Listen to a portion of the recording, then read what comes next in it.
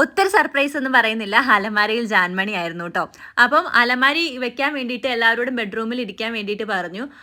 അപ്പോൾ ആ ഒരു സമയത്ത് എല്ലാവരും വിചാരിച്ചത് പ്രോപ്പർട്ടി വെക്കാനായിരിക്കും, എന്തെങ്കിലും ടാസ്കിന് വേണ്ടിയായിരിക്കും എന്നാണ്. അപ്പോൾ ഇവർ കഴിഞ്ഞിട്ട് ഇങ്ങനെ നോക്കിക്കഴിഞ്ഞപ്പോൾ ഒന്നും മാറ്റമില്ല, ഇവർ പിന്നെ എന്തിനാണാവോ ഒരു മാറ്റവും ഇല്ലല്ലോ എന്ന് പറഞ്ഞു. അതിനിപ്പോൾ ജിൻഡോയാണ് ആദ്യം കണ്ടത്, ദേ അവിടെ ഒരു അലമാര ഇരിക്കുന്നു എന്ന്.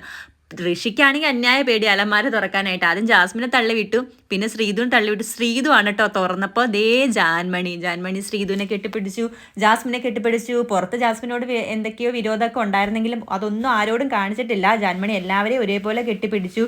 ജിൻഡോനെയും ഋഷിനെയും കെട്ടിപ്പിടിച്ചു. ഋഷിനോടാണ് കൂടുതൽ ജാൻമണിക്ക് സ്നേഹം തോന്നുന്നു. ഋഷിനോട് ഐ എം സോ ഹാപ്പി, എൻ്റെ വീടാണിതെന്നൊക്കെ പറയുന്നുണ്ടായിരുന്നു. എന്താണെങ്കിലും ജാൻമണിക്ക് വീണ്ടും ബിഗ് ബോസിലോട്ട് സ്വാഗതം. ഫിനാലയുടെ ഭാഗമായിട്ട് ഇങ്ങനെ ഓരോരുത്തർ ഇനിയും വന്നുകൊണ്ടിരിക്കും.